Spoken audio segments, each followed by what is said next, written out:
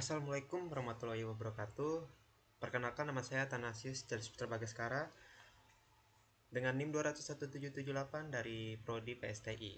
Di sini saya akan membuat sebuah rangkaian counter untuk memenuhi tugas penilaian akhir dari mata kuliah Sistem Digital. Nah, di sini saya akan membuat sebuah rangkaian counter seperti ini dan akan saya jelaskan dari pembuatan awalnya, lalu komponen-komponen yang dibutuhkan, dan kesimpulannya.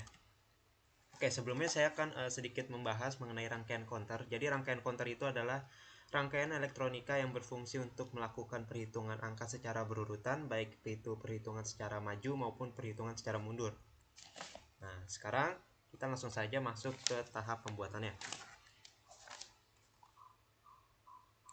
Oke, di sini sudah ada beberapa komponen yang saya siapkan.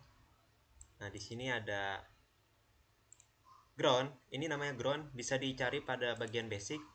Kemudian ini ada clock, clock juga dapat dicari pada bagian basic. Kemudian VCC atau voltage ini ada juga di bagian basic.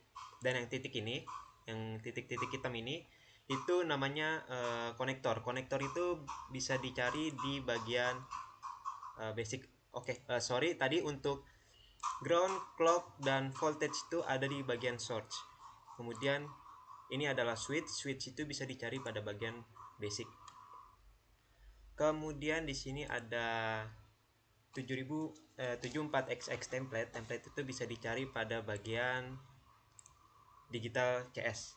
Lalu ini ada counter. Counter itu bisa dicari pada bagian digital sebelah sini. Nah, lalu ini bisa dicari pada bagian indikator dan namanya itu adalah decode 7 segment display. Oke. Jadi komponennya seperti itu. Lalu bagaimana cara merangkainya menjadi sebuah rangkaian counter utuh? Oke, di sini pertama, oke, kita hapus dulu. Decode ini kita hubungkan dengan clock. Nah, menjadi seperti ini. Kemudian dari clock ini kita hubungkan ke ini namanya bentar. Oke. Jadi namanya konektor. Nah, jadi kalian harus ingat-ingat ya nama-nama bagiannya. Titik ini adalah konektor.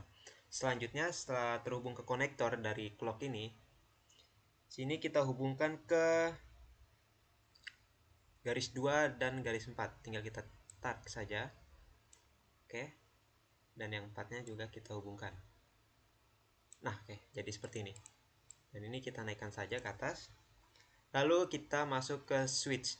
Switch ini untuk garis yang paling pojok ini kita tarik ke konektor yang di bawah VCC ini, dan dari VCC ini atau voltage ini kita hubungkan. Lalu dari ini kita tarik ke garis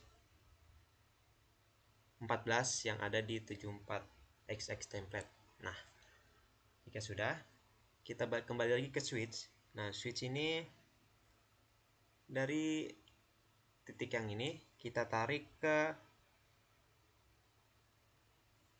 konektor sebelah sini. Nah, tinggal kita rapikan kembali garisnya.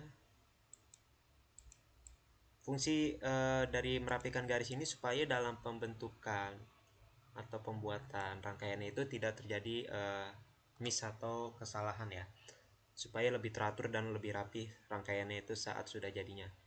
Dan di sini rangkaian 13-nya itu kita hubungkan ke konektor dan 12-nya juga kita hubungkan ke konektor. Oke. Selanjutnya, pada switch ini, titik switch yang sini kita hubungkan ke bagian sini. Lalu kita tarik dari garis 7 ini ke sini. Oke. Kita rapikan. Lalu dari garis 5 kita tarik ke sebelah sini. Dan kita hubungkan ke garis 8. Oke. Lalu di sini konektor ini kita hubungkan ke 11, 10, dan 9. Jadi seperti ini.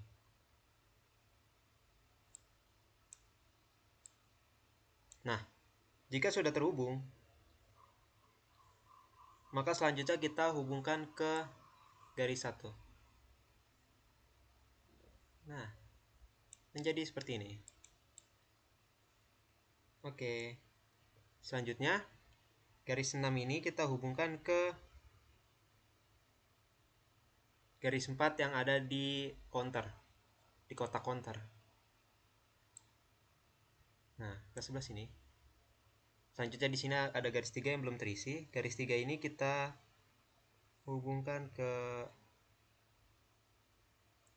garis 5 pada counter.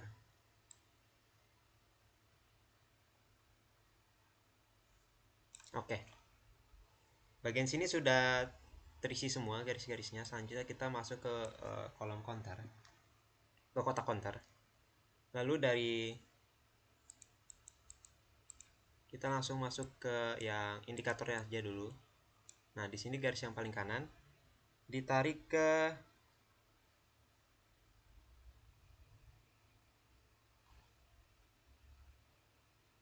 garis 3 ya. Garis 3. Lalu yang sebelahnya ditarik ke garis 2. Oke, jadi seperti itu ya. Lalu yang sebelah sininya ditarik ke garis 6 dan yang sebelahnya ditarik ke garis 7. Oke. Selanjutnya di sini yang 8 ini kita tarik ke sini. Oke. Jika sudah, di sini garis 1 kita hubungkan ke VCC, tapi alangkah lebih baiknya kita tambahkan lagi sebuah konektor. Nah, menjadi seperti ini. Oke. Lalu voltage-nya kita hubungkan. Nah.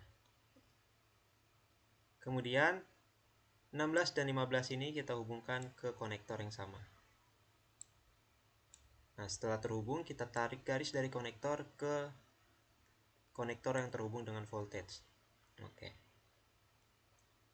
Selanjutnya, kita buat lagi sebuah konektor di sebelah sini. Lalu kita hubungkan garis 12 dengan garis 14. Di sini. 12, 14, dan 12. Nah, setelah terhubung, kita hubungkan dengan garis yang di sini. Oke. Nah, selanjutnya 10 dan 9 ini belum terhubung, maka kita tambahkan lagi sebuah konektor. Kenapa kita tambahkan konektor? Karena jika langsung dihubungkan dengan 10-nya, 9 ke 10 atau 10 ke 9 itu tidak akan bisa, karena dia berada di dalam sebuah kotak counter yang sama. Maka perlu ditambahkan sebuah konektor supaya bisa terhubung. Oke, jika sudah, maka akan jadi seperti ini. Lalu rangkaian 11 dan 13 dihubungkan ke konektor yang sama. Jika sudah terhubung, maka konektor yang terhubung ke garis 13 dan 12 ini ditarik dan dihubungkan ke garis yang terhubung dengan voltage. Dan jadi seperti ini. Jika sudah, maka rangkaiannya akan selesai. Nah, sekarang masuknya ke langkah pengetesan apakah rangkaian ini sudah benar atau belum. Jika sudah benar, maka nanti jika ini dijalankan, maka lampu indikatornya akan menunjukkan pergantian angka maju atau mundur secara berurutan sesuai dengan pengertian rangkaian counter tadi. Sebelumnya kita ubah dulu di sini frekuensinya menjadi sesuai yang kita inginkan. Semakin kecil frekuensinya, maka pergantian angka yang terdapat pada indikator akan semakin lambat. Dan begitupun sebaliknya, semakin besar frekuensinya, maka pergantian angkanya semakin cepat. Di sini kita menggunakan angka 1 saja. Jika sudah, kita aktifkan. Nah, di sini lampu indikatornya bergerak dari 9 menurun menjadi lebih kecil lagi. Dan dia akan kembali ke angka 9 lagi jika sudah menyentuh angka 0. Dan jika kita ubah arah switchnya, maka angka yang tadinya bergerak secara mundur akan bergerak menjadi maju. Jadi dari 0, 1 sampai 9, dan jika sudah menyentuh angka 9, maka lampu tersebut akan kembali ke angka 0 lagi dan mengulang seperti awal. Jadi cukup sekian video penjelasan dari saya, kurang lebihnya mohon maaf. Terima kasih.